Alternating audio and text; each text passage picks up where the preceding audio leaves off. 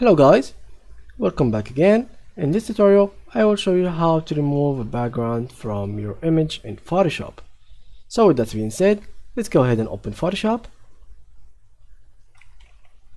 And just so you know guys, this tutorial will help you in any single version of Photoshop. So stay ahead and focus with the tutorial. It will help you even if you have the 2022 version or you have the 2010 version. So yeah, let's keep going.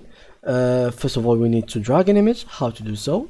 Just by clicking open, and then we choose an image from our documents. So now we have this picture of Messi, and for example we need to remove the background from it, or we just need to keep Messi, or the reverse. How to do so?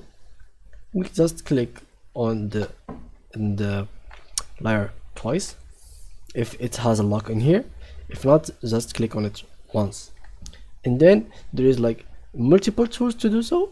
For example, for me, I'm gonna use this one. It's pretty simple.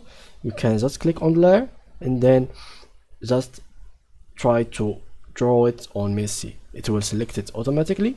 So now, as you can see, I'm selecting Messi and nothing but Messi, and the engine is doing all the work, like you see here and here.